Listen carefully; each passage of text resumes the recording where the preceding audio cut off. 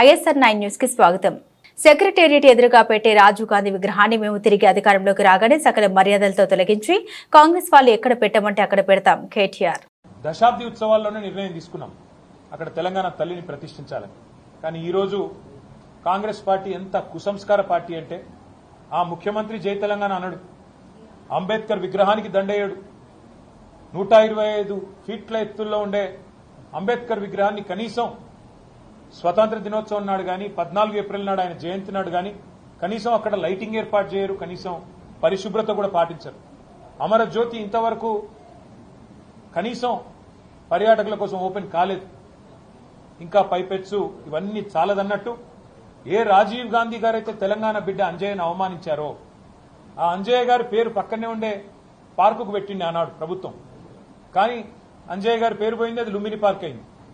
ఇప్పుడు ఏ అంజయ్య గారిని అయితే అవమానించిన వ్యక్తి ఉన్నారో ఆయన విగ్రహాన్ని తెచ్చి మా నెత్తిన రుద్దడం అంటే ఇది ఎంతవరకు న్యాయం అని చెప్పి వాళ్ళు నేను మా పార్టీ తరఫున అడుగుతా ఉన్నాను. మేము 10 ఏళ్లు చాలా సంస్కారవంతంగా వ్యవహారం చేసినాం. రాజీవ్ ఆరోగ్యశ్రీ అనే పథకం ఉంటే దాని పేరు మార్చలేదు, అట్లే కొనసాగించాం. మా పేరు పెట్టుకోవచ్చు, ఇంకో పేరు పెట్టవచ్చు, కానీ మార్చలేదు. రాజీవ్ రహదారి అని స్టేట్ హైవే ఉంటే దాని పేరు కూడా మార్చలేదు. రాజీవ్ గాంధీ యూనివర్సిటీ అని IIIT బాసరకు పేరుంటే నాలెడ్జ్ యూనివర్సిటీ అని దాన్ని కూడా మార్చలేదు, కొనసాగించినాం.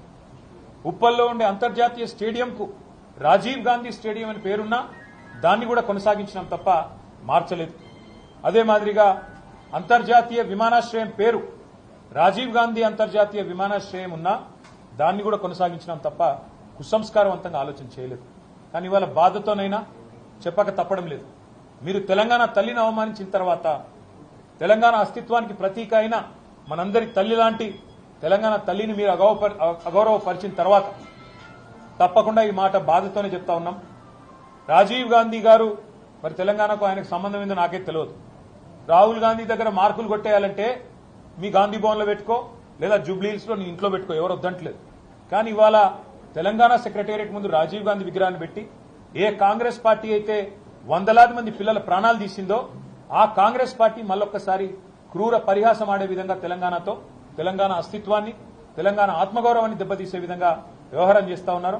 మేము తప్పకుండా మాటిస్తా ఉన్నా మా తెలంగాణలోని అన్నదమ్ములకి, ఆడబిడ్డలకి, మన పోరాటమే అస్తిత్వ పోరాటం, ఆత్మగౌరవ పోరాటం.